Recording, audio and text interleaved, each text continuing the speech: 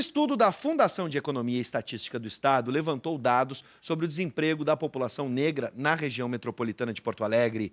A economista da FEE, Iracema Castelo Branco, está aqui conosco e vai nos ajudar a entender não só os números, mas sim o contexto. Isso que é mais importante. Às vezes os números, Iracema, e talvez tu saiba melhor do que eu, são frios. E a gente precisa entender, né, por que hoje a gente tem uma situação diferenciada. A gente sabe que o desemprego é alto ainda no Brasil, a taxa está muito grande, mas por que esse recorte específico? Realmente a gente tem um desequilíbrio muito grande entre negros e brancos na região metropolitana no quesito emprego? Sim, né? Essa pesquisa é a pesquisa de emprego e desemprego da FEE, da Fundação de Economia e Estatística.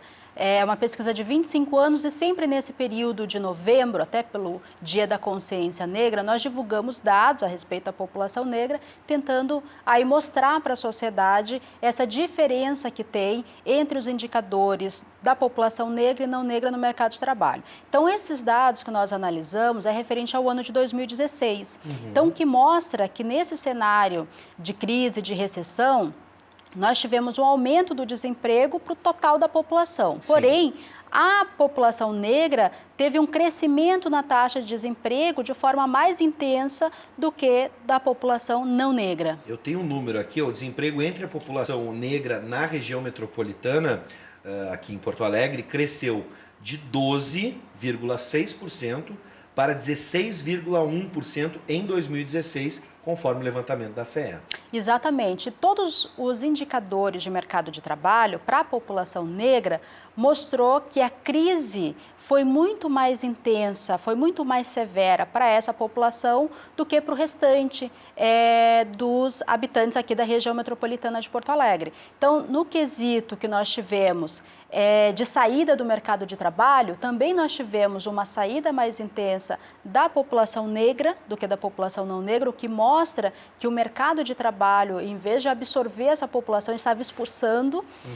Além disso, quando a gente analisa a queda no número de pessoas ocupadas, né, ou seja, o fechamento de postos de trabalho, nós tivemos ainda um indicador ainda mais relevante, ou ainda mais significativo, que é, para os negros, uma retração de 17,9%, tá?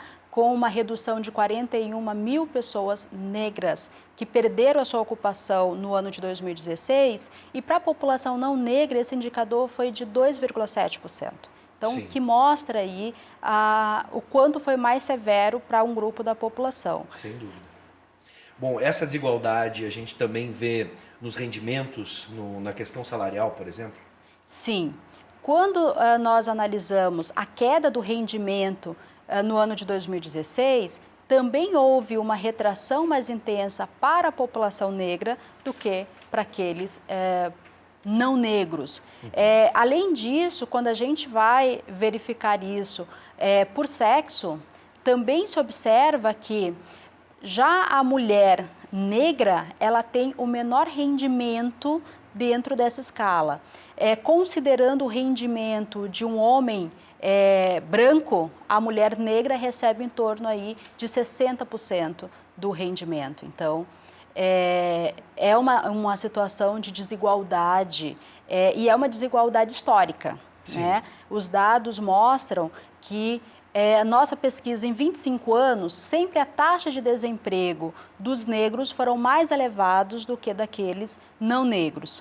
Além disso, nesse período, é importante a gente destacar que nos anos 2000, quando nós tivemos aí uma melhora do mercado de trabalho, com redução das taxas de desemprego, aumento do rendimento, a gente também estava numa tendência de redução dessas desigualdades, né? A taxa de desemprego entre negros e não negros vinha diminuindo.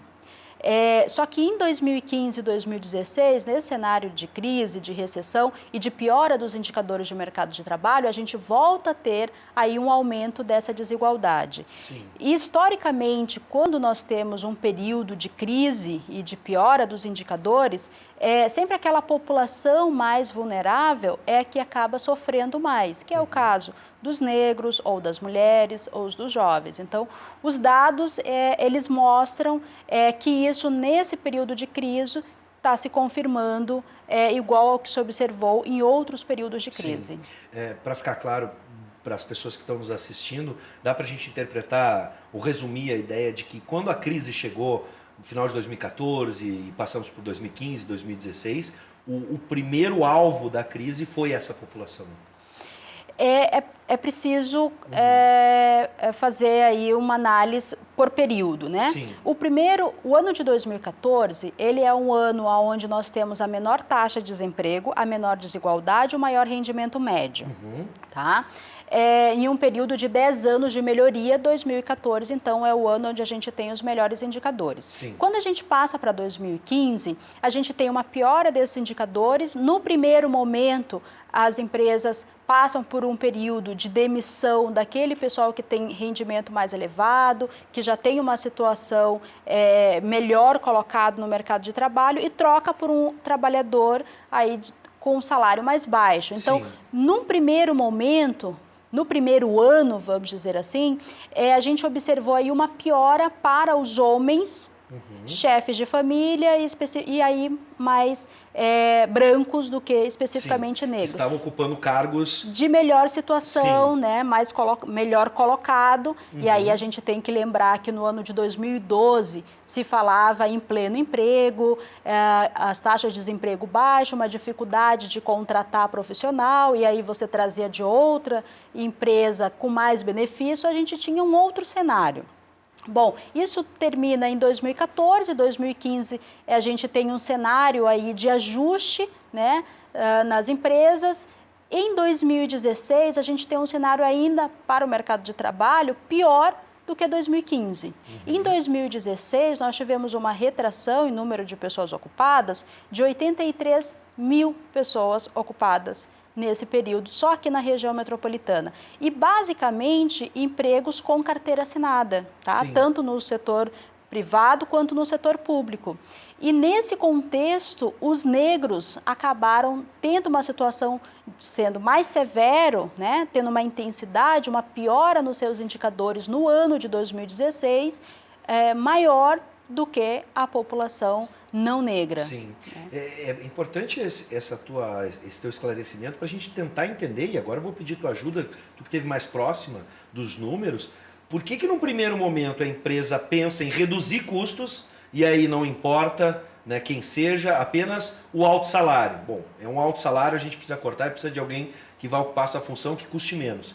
Por que em 2016 esse processo se intensifica, ou pelo menos, não digo se intensifica, mas parece que fica bem delimitado, aí sim com um foco, com uma mira, né, um target que a gente chama, que aí sim é a população negra. O que explicaria esses dois momentos distintos?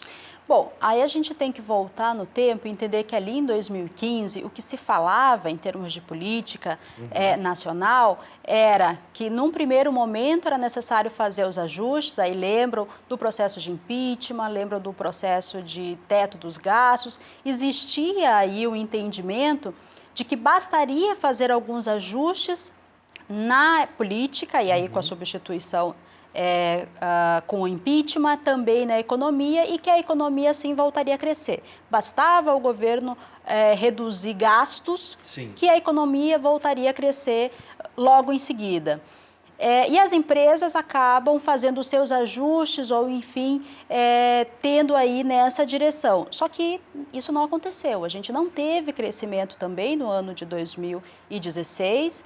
Na verdade, até agora, em 2017, a gente não tem um processo aí de crescimento da economia de forma mais sustentável, que indique que, de fato, a gente está passando aí por um processo de retomada e de melhoria de forma mais intensa. Alguns indicadores mostram aí alguma retomada, mas muito lenta e sem nenhuma perspectiva de que isso vai se manter. O fato é que em 2016 a gente passa a ter uma piora, né, nesses indicadores de mercado de trabalho, a economia não cresce, aumenta o processo de demissão, de ajuste no mercado de trabalho, com queda do rendimento, e aí tu reduz o consumo das famílias, né, que já vinha negativo, e tu intensifica nesse período, e aí a gente tem esse processo. Agora, os dados de mercado de trabalho mostram que a gente teve uma piora para o total da população.